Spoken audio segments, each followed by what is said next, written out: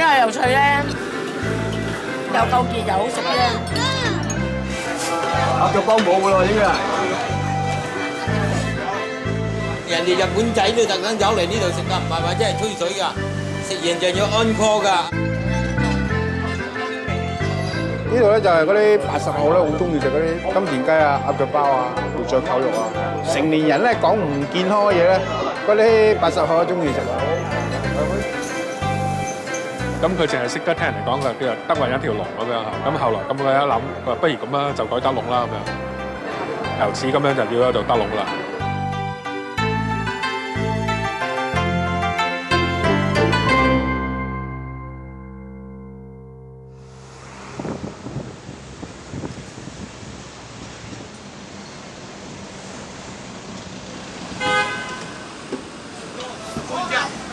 唔係半隻。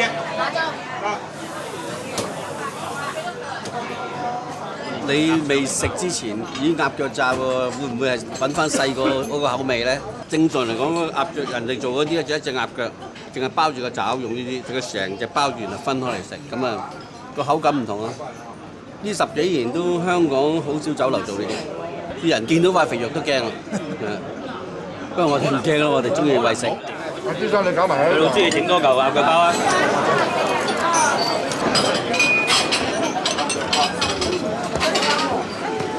我哋係10幾年前已經食㗎啦，我哋不嬲離開食㗎。佢成日食㗎，信得過嘅。不過真係好靚喎，呢個好香喎。10幾年前同而家我見咧，太陽一今日鹹咗少少，鹹咗少少。咁而家正，不過我哋有啲唔食肥。我哋唔食過肥豬肉，咁真食得成豬肉，係淨係個潤咗好食。出邊咧市面上好少人做嗰啲懷舊菜㗎，因為佢要嘥功夫，但係又揾唔到錢。咁我哋你咪得啦。我哋而家過去工場嗰度睇睇個師傅整嘢先。師傅，呢啲師傅喺香港好難揾㗎。而家做緊嗰啲咧，咪鴨腳包咯。主要咧嗱，見到有咧呢個鴨腳咯。嗱呢啲咧就係預先處理好嘅雞肝，即係燒雞肝。呢啲火腿啦，啲芋頭啦，咁就有一啲叉燒咁樣啦。咁啊有啲又話中意攞啲火腿亦都有嘅。咁啊鴨腳係主要材料啦。咁啊主要用鴨腸啦，或者用鵝腸咯。個鵝腸要嚟炸實佢咁樣。好多人都怕做呢啲嘢嘅，因為阿師傅話咧，做一隻鴨腳包啊，做一隻燒鵝嘅時間差唔多，所以佢成日鬧我咧話你唔好搞咁多呢啲嘢啦。但係咧啲客咧就指明一定要食，所以變咗日日都要生產。你依家唔係，如果你包得唔靚嘅，咁咪燒落去咪散啦。你仲要斬噶嘛，燒出嚟噶嘛。你一斬出嚟散晒，咁咪冇咯。點俾人睇啊？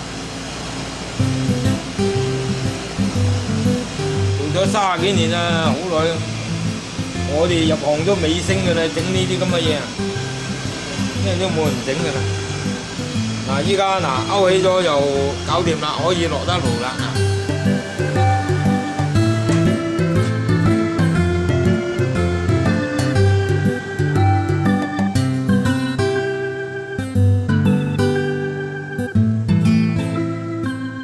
金錢雞嘅材料咧，大致上都係放喺度啦。咁嗱，你見到咧呢啲就係白色嗰啲咧，其實係肥豬肉嚟嘅。不過師傅咧將佢咧，你見到咧一浸好似糖霜咁樣嘅。咁其實咧就係啲砂糖同埋啲酒、啲玫瑰露。你而家見到係白色，但係燒出嚟咧係通透嘅。咁咧就係一件梅花間竹、一件肥豬肉、一件叉燒、一件雞潤。另外我哋加片薑，嗰片薑嘅作用咧會提升嗰個金錢雞個香味。所以我哋啲金錢雞咧點解會出名咧？就係因為佢食出嚟咧通透、爽脆嘅。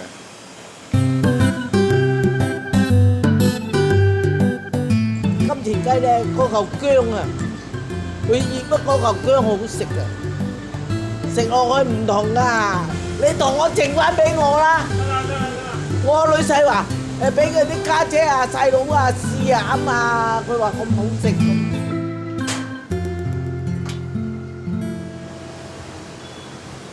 人喺金錢雞喎，嗰串嘢成3嚿水咁滯㗎啦，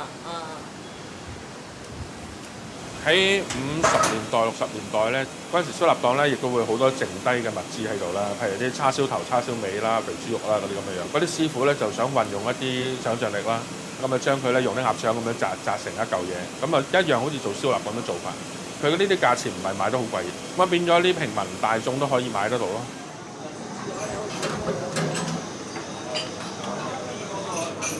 喺80年代、90年代咧，曾經喺香港咧係突然間係好似呢啲咁嘅菜式係消失咗，因為覺得佢係哇咁肥嘅咁漏嘅，係咪啲人係覺得又唔健康咁樣咯？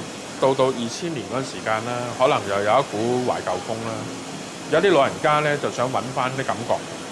咁後生仔咧多數咧只係話我聽過啲老人家講啫，但係其實我見都未見過咩叫金錢雞，係咪雞嚟㗎咁樣？但係當佢哋一接觸過咧，覺得好得意喎咁樣。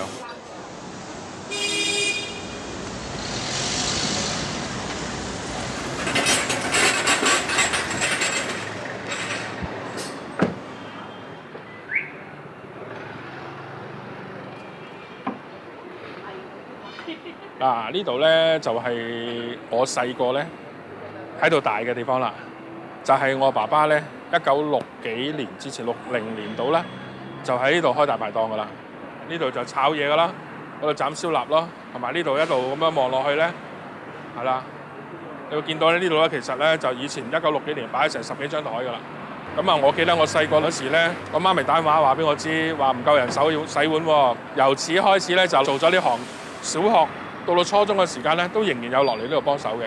啲同學咧就去放假去玩嘅，我就唔係嘅，返鋪頭做嘢咯。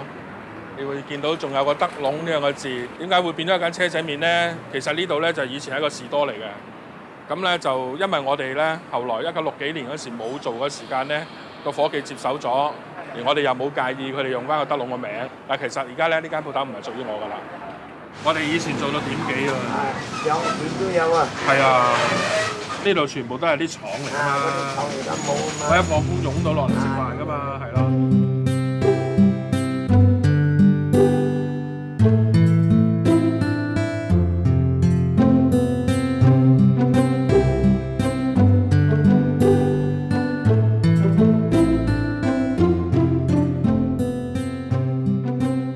你見到呢度有一間餐廳啦，但係其實咧，我記得我細個嗰時咧，呢間叫做南華冰室。咁點解我會咁深刻印象咧？就係因為咧，我以前初落嚟幫阿媽手嗰時咧，咁我阿媽見我咁細個咁辛苦啊，獎賞下你啦咁樣。最近呢度啦，咁啊走嚟呢度茶餐廳，咁啊有紅豆冰啊，有奶茶啊、菠蘿包啊呢啲咁食嘅。我阿媽叫份三文治，咁啊兩仔乸喺度食咯。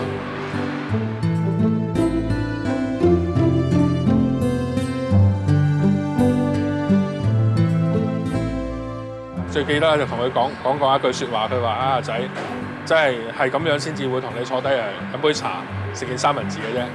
因為咁細個掹你落嚟，我心都好過意唔去咁樣。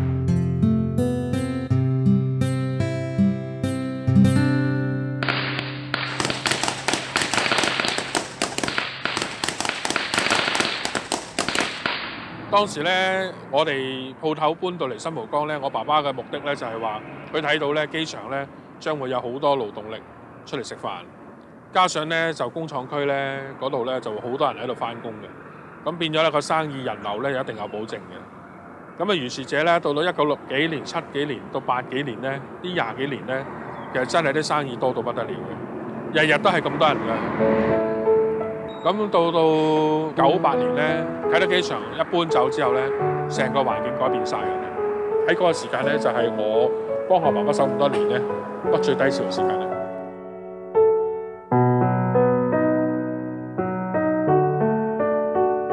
可以由一間賺緊錢嘅鋪頭變做冇錢賺，中間發生過好多問題啦，沙士啦，有禽流感啦。金融海嘯啦、金融風暴啦呢啲啦，即係全部都係好致命嘅打擊嚟嘅。我最差咧係曾經咧變賣自己嘅物業啊、車啊，要俾鋪頭出糧啊咁樣嘅。咁我爸爸叫我唔好做，我話叫佢結束唔好做啦。到大沙士好犀利啊，個月要蝕本蝕到唔清楚㗎。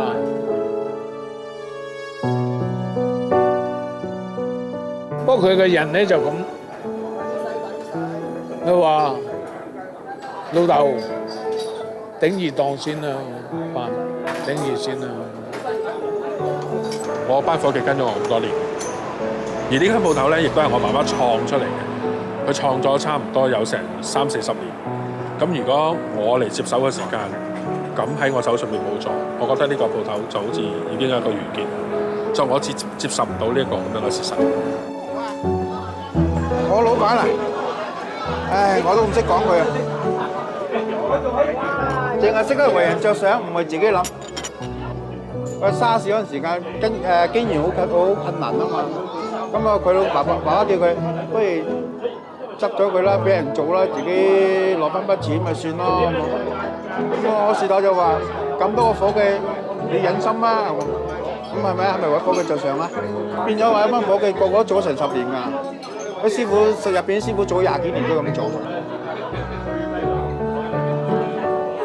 都係全靠佢響嗰2-3年咧咬緊牙根咁捱落去，咁我哋咪有福咯。